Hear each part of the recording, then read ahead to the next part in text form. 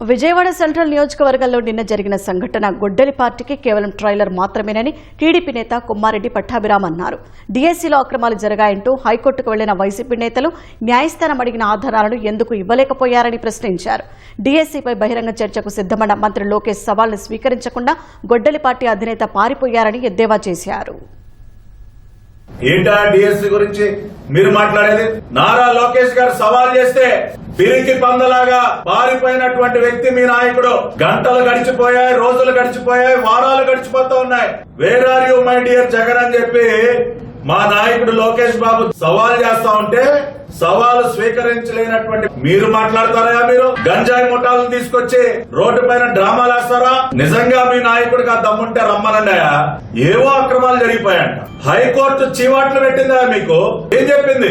ఆధారాలు ఉన్నాయా అని అడిగింది హైకోర్టు. హైకోర్టులో తెల్లమకాలేసి ఒక్క ఆధారం కూడా చూపించలేకుండా ఇవాళ రోడ్డు పైన వేరంగా వేస్తామంటే చూస్తూ కూర్చుంటామా? మీ ఇష్టానుసారం నగరంలో ఉన్నటువంటి ప్రజల్ని ఇబ్బంది పెట్టే విధంగా మేము గంజాయి మొక్కల్ని మాఫియా, మద్యం మాఫియా డాన్లను వేసుకుని రోడ్డు మీదకి వస్తామంటే తెలుగుదేశం పార్టీ, నగర ప్రజలు కూడా చూస్తూ ఊరుకునే పరిస్థితి ఉండదు.